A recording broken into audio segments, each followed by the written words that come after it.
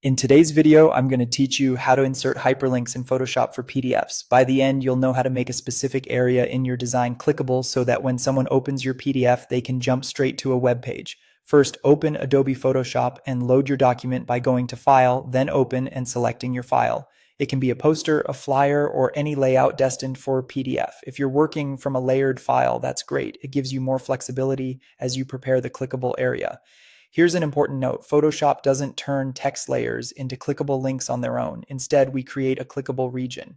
To define that area, choose the rectangle tool or the marquee tool. Draw a shape or selection directly over the text or image you want people to click.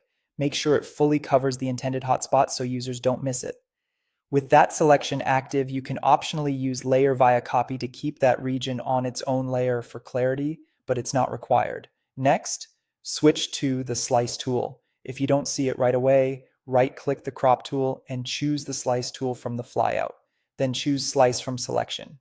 This converts your selection into a slice, which is how Photoshop attaches link information. Now we'll add the actual hyperlink.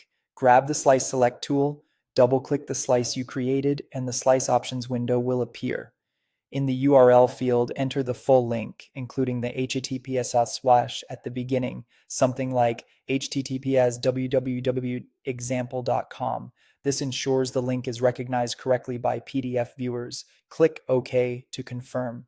When you're ready to export, go to File and choose Save As or Save a Copy. From the format list, select Photoshop PDF, then click Save.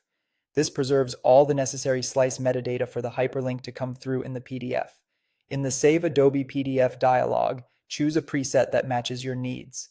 High quality print is great for sharp output, while smallest file size is better for lightweight sharing. If you plan to revisit and tweak the file later, enable Preserve Photoshop editing capabilities so your layers and slices remain editable. Then click Save PDF and let Photoshop generate your file. Finally, test the hyperlink, open the exported PDF in Adobe Acrobat Reader. Hover over the area you defined and confirm your cursor changes to indicate a link. Click it to verify it opens the correct web page. And that's it. If you found this tutorial helpful, don't forget to like this video and subscribe to my channel for more Photoshop tips and tutorials.